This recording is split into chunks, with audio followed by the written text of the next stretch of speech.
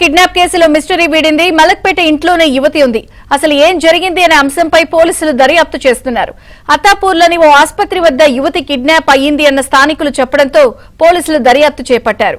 CCTV footage ఆధారంగా యువతిని trace చేసిన పోలీసులు ఆమె ఇంట్లోనే ఉందని గుర్తించారు. అటు కిడ్నాప్ వ్యవహారంపై అనేక అనుమానాలు వ్యక్తమవుతున్నాయి. అనంతరం హాస్పిటల్